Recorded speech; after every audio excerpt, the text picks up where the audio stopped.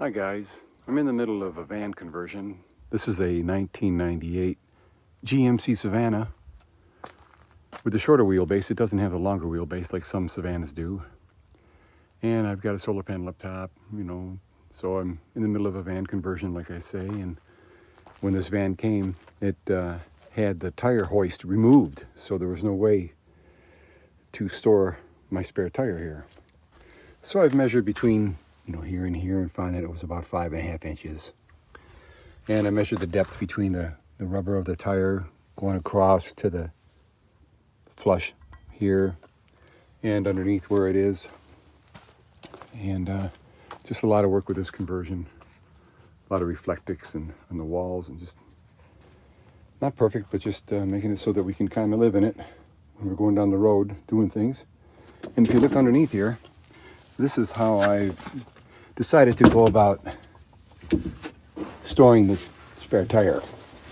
All right, see, I've cut 2 3/8 threaded rod, and I'm going to use a lock washer, regular washer, lock washer, and a nut. And now I'll point it underneath here. I'm underneath of the van, and as you can see here, there's the pipe where the rod went to the assembly here that lifted up the tire with the cable as you crank, but it's gone. So what I did was, that 5.5 inches I measured, this hole was already existing, and then I measured 5.5 inches across to here, drill the hole here.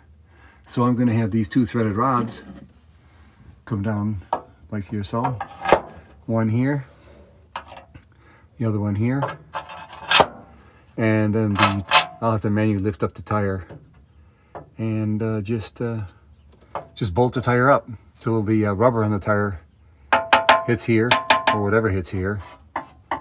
And then I'll, instead of just having these 2 threaded rods hold the tire up, I'm going to have a safety feature and have a strap or something else going around the tire just in case these fail, which I don't believe they never will. I don't believe they ever will anyway. So that's where I'm at, and I'll continue this video after I get the tire up and mounted. Okay, there's the 2 threaded rods, 10.5 inches long each. I'm not sure how long I needed. I just took a pretty good guess.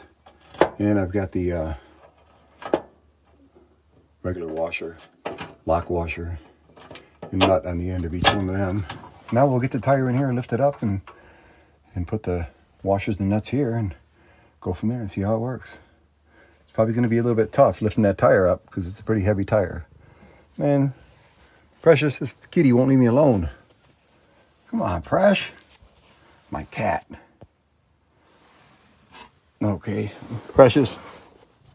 Oh, all right, that's it. This kitty.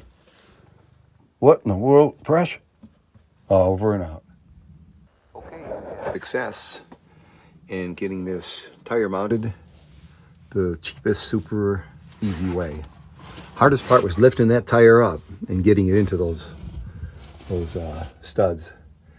They are 10.5 inches long, so they're a little bit too long. I would say I really only needed, let's see, 10.5, 9.5, 8.5, 8.5, 8 inches maybe long in my case, about 8 inches, 8.5 probably.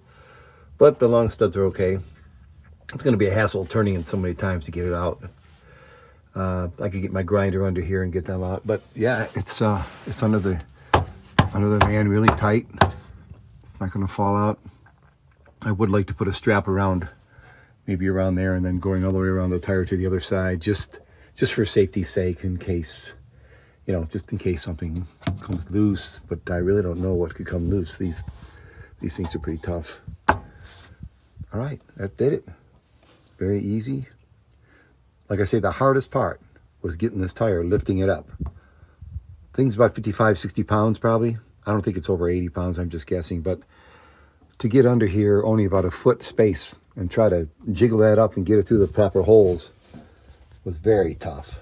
If it wasn't for that, I could have probably done all this in an hour, maybe 2 at the most. Over and out.